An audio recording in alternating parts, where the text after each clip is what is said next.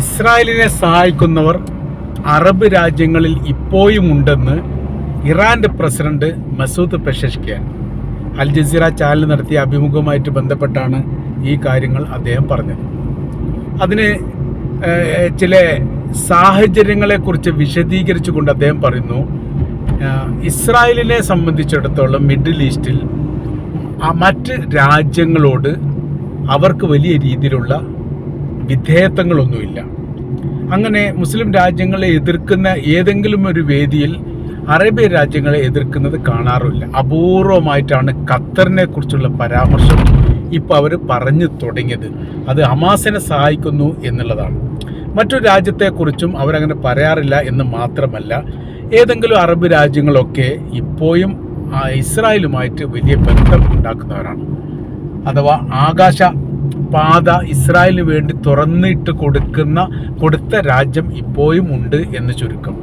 ഇത് അവർക്ക് വലിയ രീതിയിലുള്ള ധൈര്യം നൽകുന്നു, മനക്കരുത്ത് നൽകുന്നു. കാര്യം എന്ന് പറഞ്ഞാൽ ഇറാൻ എന്ന് പറയുന്ന, തീർച്ചയായിട്ടും ഫലസ്തീൻ എന്ന് പറയുന്ന ദേശത്തിൻ്റെ സ്വാതന്ത്ര്യത്തിന് വേണ്ടി തങ്ങളുടെ ദേശത്തെ പോലും ബലി കൊടുക്കാൻ തയ്യാറായിരിക്കുന്ന ഒരു രാജ്യമാണ് ഇറാൻ എന്ന് പറയുന്നത്. അത്രയും ശക്തമായിരിക്കുന്ന ഒരു നിലപാടുകളോ സമീപനങ്ങളോ അറേബ്യൻ രാജ്യങ്ങളിൽ ഭാഗത്തുനിന്ന് ഉണ്ടായിട്ടില്ല. അവരെപ്പോഴും നയതന്ത്ര ബന്ധങ്ങൾ സ്വകാര്യമായിട്ടെങ്കിലും നടത്തപ്പെടുന്നവരാണ്. ഇത് അമേരിക്കക്ക് ആശ്വാസമാണ്, ഇസ്രായേലിന് ആശ്വാസമാണ്. ഈ ആശ്വാസത്തിൽ ഊന്നിയിരിക്കുന്ന യുദ്ധമാണ് ഇപ്പോൾ നടക്കുന്നതെന്ന് ചുരുക്കം. പരസ്യമായ രീതിയിൽ ഫലസ്തീന് വേണ്ടിയിട്ട് ആയുധം നൽകാൻ തയ്യാറാണ് എന്ന് പറഞ്ഞ ഒരു രാജ്യം പോലും ഇപ്പോഴും പുറത്തു വന്നിട്ടില്ല. രഹസ്യമായി നൽകുന്നവർ തന്നെ അപൂർവമായിട്ടാണ് എന്ന് ചുരുക്കം. എന്താണ് ഫലസ്തീൻ്റെ പ്രശ്നം എന്ന് ഇപ്പോഴും അറേബ്യൻ രാജ്യങ്ങൾ പഠിച്ചിട്ടില്ലേ എന്ന ചോദ്യം അദ്ദേഹം ചോദിക്കുന്നു. അതിൻ്റെ കാര്യം എന്ന് പറഞ്ഞാൽ, ഇസ്രായേൽ എന്ന് പറയുന്ന രാജ്യം നിലനിൽക്കുന്നത് തന്നെ ഫലസ്തീൻ്റെ ഭൂമിയിലാണ്. ആ ഭൂമിയിലുള്ള മനുഷ്യന്മാർക്ക് ജീവിതോപാധിയുമായിട്ട് ബന്ധപ്പെട്ട വിഷയത്തിനുള്ള യുദ്ധമാണ് ഇപ്പോൾ അവിടെ നടക്കുന്നത്. മാറി നിൽക്കാൻ വേണ്ടി പറ്റില്ല. പേർഷ്യൻ സാമ്രാജ്യത്തിൻ്റെ ഭാഗമൊന്നുമല്ല ഫലസ്തീൻ എന്ന് പറയുന്നത്. അറേബ്യൻ വംശത്തിൻ്റെ അല്ലെ സംസ്കാരത്തിൻ്റെയും ഭാഷാ സംബന്ധമായിരിക്കുന്ന ബന്ധമുള്ള രാജ്യം കൂടിയാണ്. എന്നിട്ട് അവരൊന്നും സഹായിക്കാത്തതിൽ തങ്ങൾക്ക് അതിയായ സങ്കടവും പ്രയാസവും ഉണ്ട് എന്ന് അദ്ദേഹം പറഞ്ഞു വെക്കുന്നു.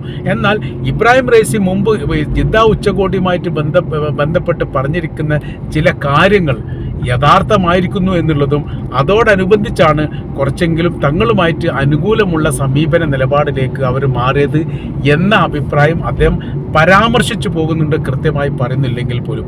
അൽ ജസീറക്ക് അനുവദിച്ച അഭിമുഖവുമായിട്ട് ബന്ധപ്പെട്ടാണ് ഇപ്പോൾ അവിടെ നടന്നിരിക്കുന്ന പ്രക്ഷോഭവുമായി ബന്ധപ്പെട്ട കാര്യത്തെക്കുറിച്ചൊക്കെ അവർ ചോദിക്കുന്നു.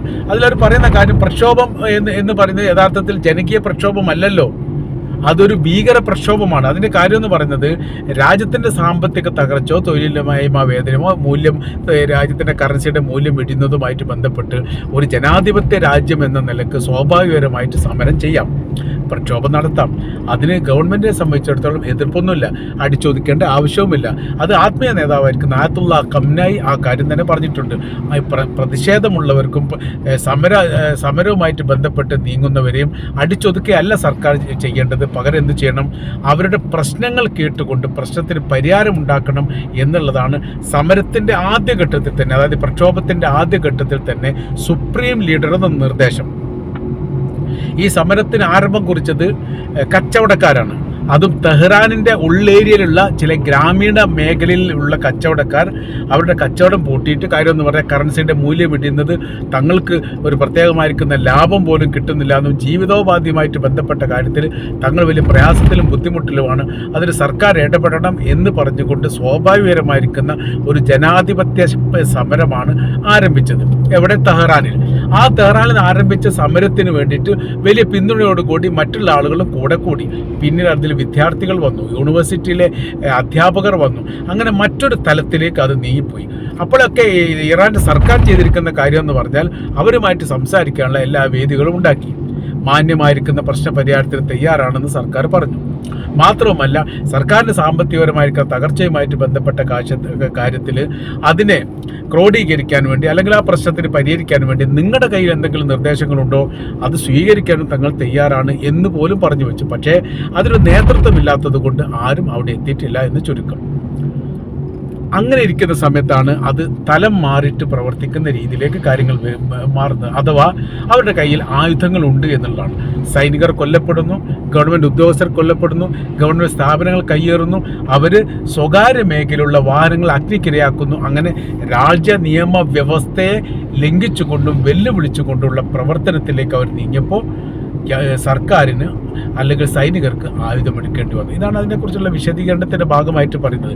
ഇസ്രായേൽ എന്ന് പറയുന്ന രാജ്യത്തോടുള്ള മമത യഥാർത്ഥത്തിൽ ഒഴിവാക്കിക്കൊണ്ട് പുതിയൊരു സംവിധാനം ഉണ്ടാക്കണം എന്ന് ഇബ്രാഹിം റൈസി പറഞ്ഞിട്ടുണ്ട്. അതേക്കുറിച്ച് നിർദ്ദേശങ്ങൾ അദ്ദേഹം വെച്ചു.